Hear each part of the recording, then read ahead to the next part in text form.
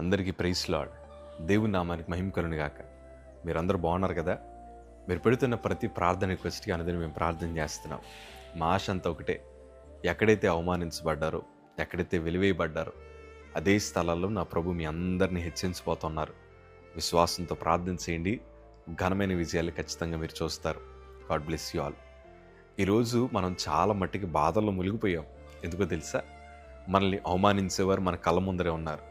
మనల్ని దూషిస్తున్నారు, మనల్ని హేళన చేస్తున్నారు, మనల్ని మన కుటుంబాన్ని తక్కువ చేసి మాట్లాడుతున్నారు, పిలిచి మరీ అవమానిస్తున్నారు, లేనిపోని నిందలన్నీ మన మీదే మోపుతున్నారు.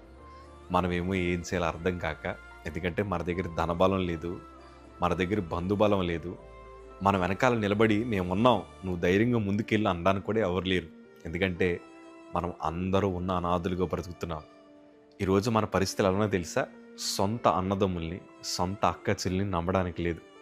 ఈరోజు స్నేహితులు ప్రేమ బాగుంటుందంటే అందులో కూడా మోసమే కనిపిస్తుంది. ఏం చేయాలో అర్థం కాని పరిస్థితి మధ్యన మనం మిగిలిపోయాం. ఈ అవమానాల నిందలు ఎంతకాలం ఉంటాయి ప్రభా? అసలు ఇవన్నీ హృదయంలో పెట్టుకుని బ్రతకాలనిపించట్లేదయ్యా అని ప్రార్థన చేస్తున్నాము. ఈరోజు ప్రభు నీతోనే మాట్లాడుతున్నారు.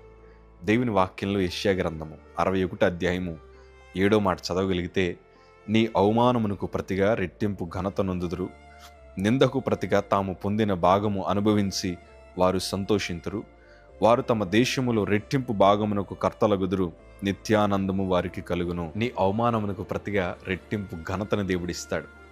ఎక్కడైతే నువ్వు అవమానించబడ్డావో, ఏ కుటుంబం అయితే నేను అవమానించి హేళన చేసి దూషణ మాటలు మాట్లాడారో వారందరి మధ్యన రెట్టింపు ఘనత నా ప్రభు నీకు ఇవ్వబోతా ఉన్నారు. బాధపడదు, ధైర్యంగా ఉండు. ఏ స్థలములైతే నువ్వు నిందలు అనుభవించావో, ఎంతమంది అయితే లేనిపోని అబండాలు నీ మీద వేశారో అదే స్థలంలో నా ప్రభు నిన్ను గణపరచబోతున్నాడు. నిందలు అనుభవించి ఆ చోట నువ్వు కన్నీరు కార్చే చూసావా, అదే చోట ఆనంద బాష్పాలు వచ్చేలాగా దేవుడు చేస్తాడు. అన్న మీరు ఎట్లా చెప్పగలుగుతున్నారన్నా అని అంటే నేను అంటాను, నేను సేవలోకి వచ్చిన తర్వాత కొంతమంది అన్నారు, మేము డబ్బులు ఇవ్వకపోతే ఆ కుర్రోడు సేవ ఎట్లా చేస్తాడో చూద్దామని ఆర్థికంగా నన్ను చాలామంది నలగొట్టిన వారు ఉన్నారు.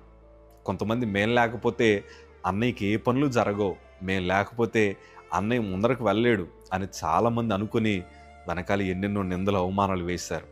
మౌనంగా కృంగిపోయాను, హృదయంలో చాలా వేదన పొందాను. ఎందుకంటే ఒకప్పుడు మేము ఉన్నామయ్యా అని చెప్పిన వారే, ఒకప్పుడు అన్నా మేము ఉన్నాం కదా నీకు అని అన్నవారే, వాళ్ళందరూ వ్యతిరేకమైనప్పుడు ఏం చేయాలో అర్థం కాక తలదించుకున్నాను. కానీ ఒక్క మాట చెప్తాను, నేను తలదించుకున్నానేమో కానీ నా తల ఎత్తాలని నా ప్రభు నిర్ణయించుకున్నాడు. ఆయన ఘనపరచగలిగిన దేవుడు. ఆయన